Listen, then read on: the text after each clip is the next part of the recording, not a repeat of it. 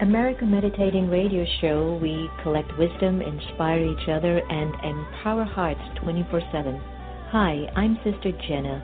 Join me and guest on Blog Talk Radio as we amplify stories that compel us to be more for ourselves and everyone else around us.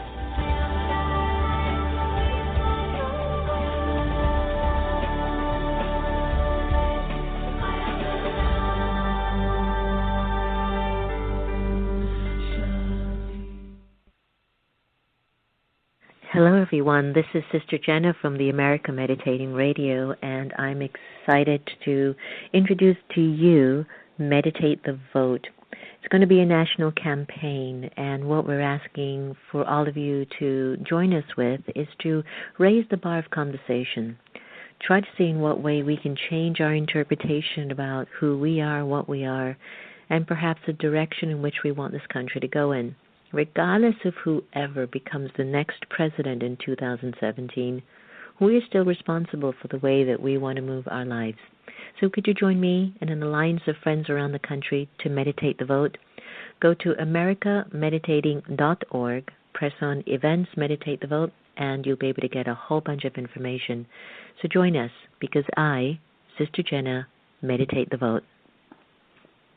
He ran for state office and was beaten. Started a business and failed. Ran for Congress and lost. But thankfully, Abraham Lincoln didn't give up. Persistence. Pass it on. From the Foundation for a Better Life at values.com.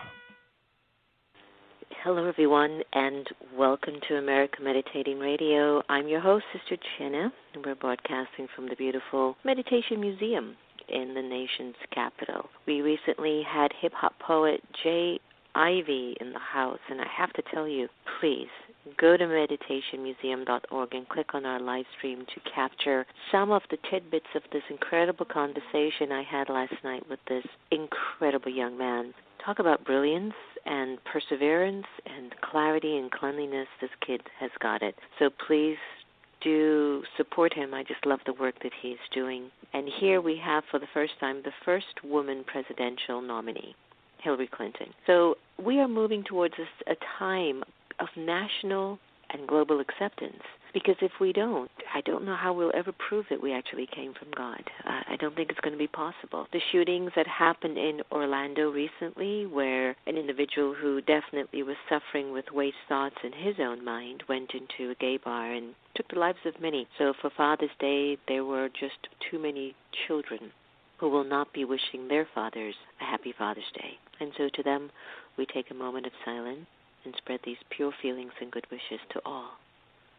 I think that for many of us, we aim to reach a point in our lives and in our global story and national story that there's just no more of this kind of conversation, that we're searching towards elevating our own lives and our own stories and everyone else around us. And I remembered being on a platform, I think it was at the Coast Guards, and we were discussing about really the paradise, the world becoming a place where there's just no more of this hatred and hate and violence. And then I said, well, what would we do if there wasn't any of that happening? Just think about it. But I do believe that we are being called.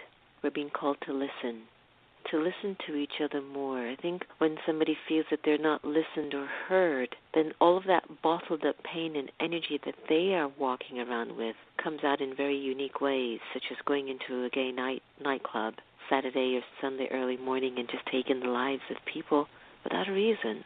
So these bottled up feelings are making us ill, and we are definitely needing to be heard. The world is governed by the few voices of people in influential positions and positions of power that are trying to brainwash us and tell us how to think, how to feel, what we need and what we don't need. But when we turn inside of our own hearts, our heart will not lie, that we want to be loved and we want to give love. We wish to be respected and we must give back. Over and over again, senseless acts of violence are calling many of us who might not be physically affected by that violence, but to raise the awareness of a spiritual call that all souls matter. Not only gay souls, not only black souls, not only Indian souls, not only transgender souls, not only the rich or the poor, but all souls